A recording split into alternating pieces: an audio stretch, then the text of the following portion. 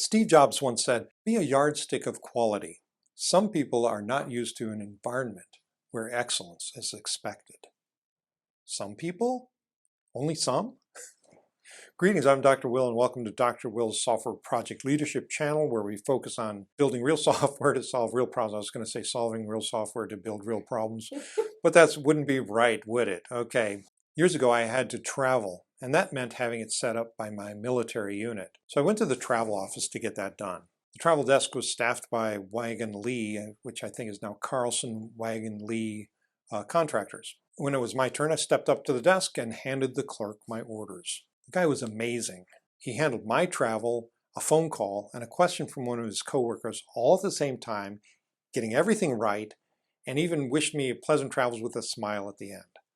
I will never forget that experience. He was the embodiment of efficiency and customer service. Hey, if you've already subscribed to the channel, thank you. If you'd like more content like this, then subscribe and hit the bell below to be notified when new content becomes available. Also, if you're interested in software quality, we have a special playlist dedicated to software quality, and we'll provide you the link in the show notes below. Merely good enough should never be good enough. It's actually one of the problems with some of the thinking around minimum viable products, if you ask me. There's always room for improvement. If you are leading a software project, then you want to have a development team that is composed of people who are never satisfied with just good enough. You should want to need to force them to deploy an imperfect product. You should want them wanting better. There's something about a person who is dissatisfied with their performance. Not that they should be unhappy, but they should find that their happiness in the pursuit of excellence, because they can control the pursuit. They can't necessarily control the outcome. They should want to be better each day, each sprint, each delivery. It should be personal. I've not wanted to bring this up because it's kind of personal, and there's probably way too much vulnerability on the internet these days. It's not intended to be as any kind of brag, but it's just something that I've decided to do. 455 days ago, I picked a future birthday, and let's not worry about which one, and I counted back 1,000 days and launched what I call the 1,000 Days of Improving. You might be wondering why 1,000 days, and it actually comes from the siege of Leningrad during the Second World War, which lasted approximately 1,000 days. If you do the math, it's almost 3 years. Anyway, each day I try to do something to improve in my mind, body, and soul. I cannot say that everything I actually try results in the desired improvement. I cannot control that result. But I can control the activity, the effort to become better.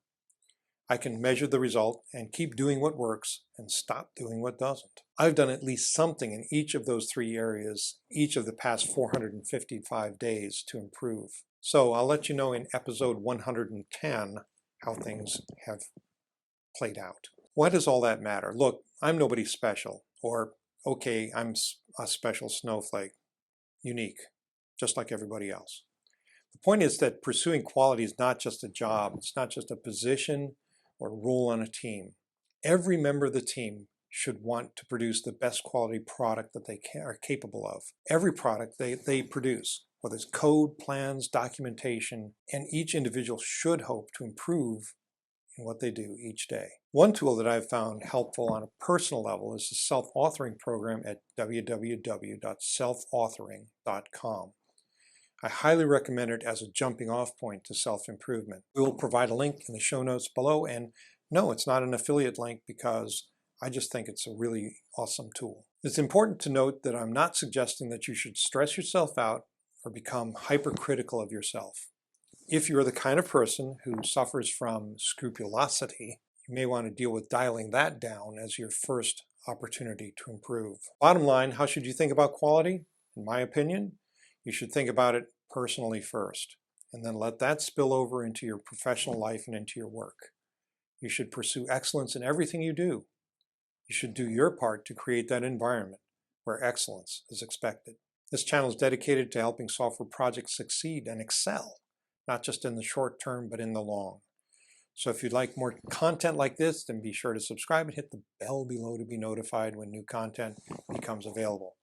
Also, if you have any questions, please put them in the notes and I will be happy to entertain them later.